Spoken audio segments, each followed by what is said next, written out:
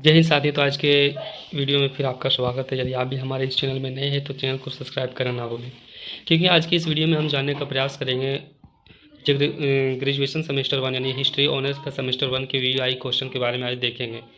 इस क्वेश्चन में हम बिरसा मुंडा के बारे में चर्चा करेंगे और विस्तृत अध्ययन भी करेंगे, ताकि आपके एग्जामों में यदि बिरसा मुंडा से रिलेटेड कोई भी प्रश्न आए तो आप उसको ईजिली लिख सकते हैं। तो चलिए वीडियो को शुरू करते हैं। इसमें हम फुल डिटेल से बिरसा मुंडा के बारे में चर्चा करेंगे। यदि आप हमारे वीडियो को सिर्फ सुन लेते हैं तो आप अपने एग्जामों में अच्छे से अच्छे नंबर के लिए लिख सकते हैं और अच्छे से लिख सकते हैं। और आने वाले वीडियो में हम ये भी बताएंगे कि आप ग्रेजुएशन या पोस्ट ग्रेजुएशन या कोई भी एग्ज़ाम में आप कॉपी को किस टाइप से लिखें, ताकि एग्जामिनर आपका कॉपी भी देख के नंबर मिल दे दे। क्योंकि अभी के लोग क्या करता है कि डायरेक्ट जाता है एग्ज़ाम में कॉपी लिखना शुरू कर देता है। तो वैसे क्या होता है कि आप कितना अच्छा लिख लें, अगर कॉपी को डिजाइन करके या कॉपी को बेहतरीन ढंग से नहीं लिखेगा तो क्या होता है कि नंबर नहीं मिलता है। तो चलो उसको भी हम बाद में बताएंगे, लेकिन अभी हम बिरसा मुंडा के बारे में चर्चा करेंगे। तो बिरसा मुंडा के सामाजिक, आर्थिक एवं धार्मिक जीवन की व्याख्या करेंगे इस क्वेश्चन के माध्यम से। बिरसा मुंडा जो भारतीय इतिहास के महान आदिवासी नेता थे, समाज सुधारक थे और स्वतंत्रता सेनानी भी थे। यानी बिरसा मुंडा कौन थे? तो भारतीय इतिहास का एक महान आदिवासी नेता था, समाज सुधारक भी था और स्वतंत्रता सेनानी भी था। यानी स्वतंत्रता में देश को आज़ाद कराने में ये बहुत ज़्यादा भूमिका भी निभाया था। उन्होंने अंग्रेजों तथा जमींदारों के अत्याचारों के विरुद्ध आदिवासी समाज को संगठित किया। और बिरसा मुंडा का जीवन एक केवल क्रांतिकारी नेता के रूप में नहीं, बल्कि सामाजिक, आर्थिक और धार्मिक सुधारक के रूप में भी अत्यंत महत्वपूर्ण था। यानी इसमें यह कहा जा रहा है कि जो बिरसा मुंडा जो था वो केवल एक क्रांतिकारी नेता नहीं था, वो समाज को सुधारने का काम भी करता था, आर्थिक और धार्मिक के भी प्रति उसका ये था लगाव था और उसको भी सुधारने का प्रयास करता था। ठीक है। और वो क्या किया था कि जो अंग्रेज जो था, अंग्रेजों के खिलाफ जमींदारों के अत्याचारों के विरुद्ध आदिवासियों को एक समाज बनाया, जिसमें क्या किया कि वो विरोध करने के लिए आगे बढ़ सके। आदिवासी समाज उन्हें धरती आबा अर्थात धरती के पिता के नाम से भी याद करता था। जब इतना काम ये करते थे तो आदिवासी जो समाज था उन्हें धरती आबा, जो इसका अर्थ होता है धरती के पिता के नाम से भी याद करता था। अब प्रस्तावना क्या आता, क्या बनता है आखिर प्रस्तावना? तो देखिए, 19वीं शताब्दी में छोटा नागपुर क्षेत्र के आदिवासी समाज की स्थिति बहुत ही खराब हो गई थी। अंग्रेजी शासन, जमींदारों और महाजनों के शोषण के कारण आदिवासी अपनी भूमि, संस्कृति और अधिकारों से वंचित हो रहे थे। यानी क्या हो रहा था कि जब 19वीं सदी आई तो छोटा नागपुर यानी झारखंड के छोटा नागपुर क्षेत्र में आदिवासी समाज जो था उसका स्थिति बहुत ही ख़राब हो गया था। अंग्रेजी शासन और ज़मींदार उसको क्या कर रहा था, बहुत ज़्यादा शोषण कर रहा था। यानी टैक्स ज़्यादा ले रहा था, टैक्स नहीं देने पे उसका ज़मीन को बिक्री कर देता था, कब्जा कर लेता था और डाक लगा देता था। ठीक है। तो इसीलिए वो अपने अधिकारों से वंचित हो रहा था, उसका अधिकार खत्म हो रहा था। ऐसे समय में बिरसा मुंडा ने आदिवासियों को जागरूक किया तथा उन्हें अपने अधिकार के लिए संघर्ष करने की प्रेरणा दी। और इसी का फ़ायदा उठा के जो बिरसा मुंडा जी थे वो क्या क्या किया कि आदिवासियों को जागरूक करने लगा और उन्हें अपने अधिकारों के लिए उसको बताने लगा, ताकि संघर्ष की प्रेरणा शुरू हो जाए और वो अपने अधिकार को वापस ले सके। उन्होंने सामाजिक बुराइयों को दूर करने, आर्थिक शोषण के विरुद्ध आवाज़ उठाने तथा धार्मिक सुधार लाने का भी काम करना शुरू कर दिया। अब हम जानते हैं कि बिरसा मुंडा का प्रारंभिक जीवन क्या है, बिरसा मुंडा का जीवन शैली क्या है। तो बिरसा मुंडा का जन्म 15 नवंबर 1875 को वर्तमान में झारखंड के उलिहाती गांव में हुआ था। यानी कहाँ हुआ था? तो बिरसा मुंडा का जन्म जो है वो 15 नवंबर को 1875 ईस्वी को कहाँ हुआ था? झारखंड के उलिहाती गांव में हुआ था। उनके पिता का नाम सुगना मुंडा और माता का नाम कर्मी हाथू था। वे मुंडा जनजाति से संबंधित थे। उनका बचपन गरीबी और संघर्ष में बीता। अब हम कह सकते हैं कि अगर आपको पूछ दे कि बिरसा मुंडा का जन्म कब हुआ था और कहाँ हुआ था, तो हम कह सकते हैं कि बिरसा मुंडा का जन्म 15 नवंबर 1875 को कहाँ हुआ था? झारखंड के उलिहाती गाँव में हुआ था। और उनका पिता का नाम सुगना मुंडा और माता का नाम कर्मी हाथू थी।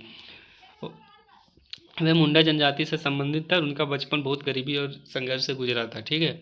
अब देखिए, इसीलिए बिरसा मुंडा का जन्म जब 15 नवंबर 1875 ईस्वी को झारखंड में हुआ, तो झारखंड जब बिहार से अलग हुआ तो उसका भी अलग होने का डेट यही था, 15 नवंबर 2000 को। तो इसी के याद में अलग हुआ था। अब उनकी प्रारंभिक शिक्षा के बारे में भी हम जानने का प्रयास करते हैं। तो जर्मन मिशन स्कूल में प्राप्त की। इनकी प्रारंभिक जो शिक्षा तो जर्मन मिशन में प्राप्त की। कुछ समय के लिए वे ईसाई धर्म से प्रभावित हुए, लेकिन बाद में उन्होंने अपनी पारंपरिक आदिवासी संस्कृति और धर्म को अपनाया। बचपन से ही उन्होंने उनमें नेतृत्व क्षमता और अन्याय के विरुद्ध संघर्ष की भावना थी। जब शुरू में वह जर्मन मिशन स्कूल में पढ़ रहा था तो उसे ईसाई धर्म से प्रभावित हुआ। यानी ईसाई धर्म को देखा, जाना और उसकी ओर आकर्षित होने लगा। लेकिन फिर बाद में वो अपने पारंपरिक आदिवासी संस्कृति और धर्म को ना छोड़ के वो अपने धर्म में ही रह गया। अब बिरसा बिरसा मुंडा का जो सामाजिक जीवन वो क्या कहता है, तो सबसे पहले यह क्या किया कि आदिवासी समाज की स्थिति देखा। उस समय आदिवासी समाज अनेक समस्याओं से घिरा हुआ था। अंग्रेजों, जमींदारों और महाजनों द्वारा उनका शोषण किया जाता था।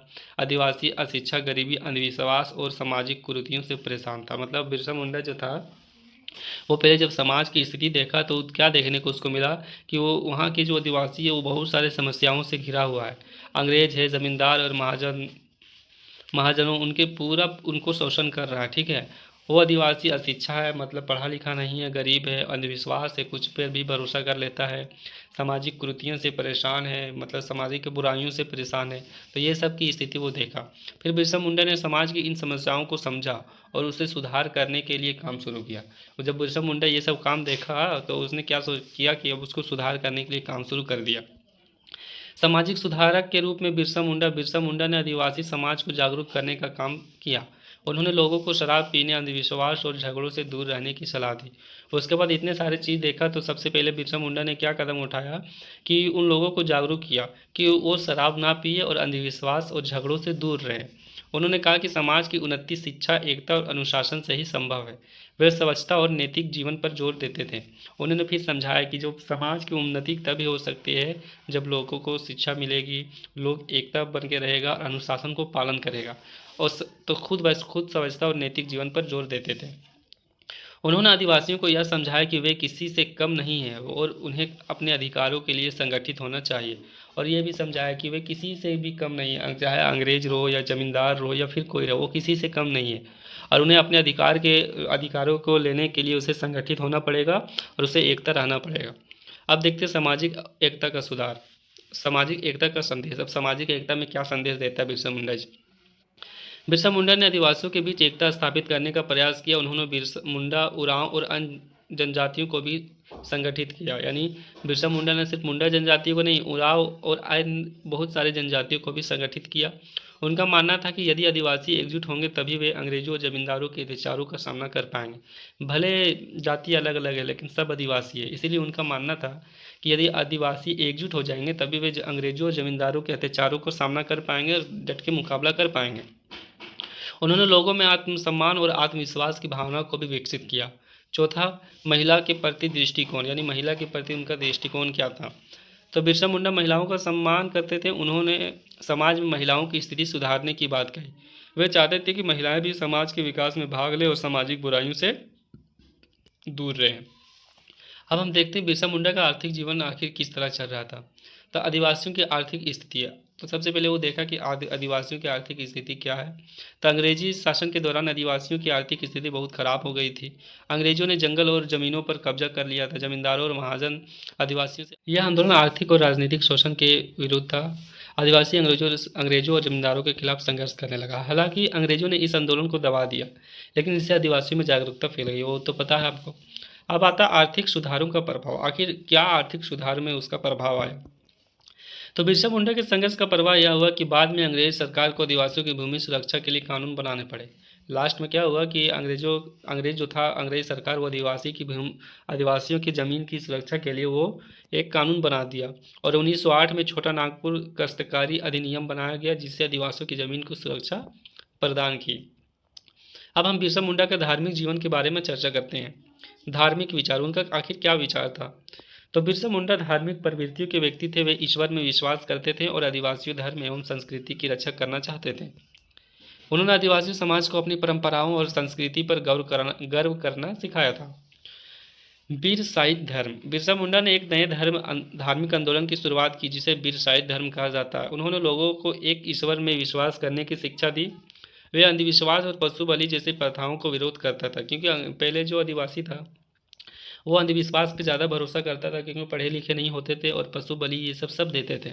तो ये बिरसा मुंडा ने उन सभी प्रथाओं को विरोध करना शुरू किया और उनको शिक्षा दिया कि ये सब गलत है, इसीलिए वो बिरसाई धर्म अपनाए। ठीक है, जिसमें ये बोला कि केवल ईश्वर एक है और ईश्वर पर विश्वास करने की उसे भरोसा दिलाया। ईसाई मिशनरी का विरोध, उस समय ईसाई मिशनरी आदिवासियों को धर्म परिवर्तन के लिए प्रेरित कर रहे थे। अब ईसाई धर्म उधर से आया तो क्या हो रहा था कि उस समय आदिवासियों को धर्म परिवर्तन के लिए करने के लिए बोल रहे थे, कौन? अंग्रेज।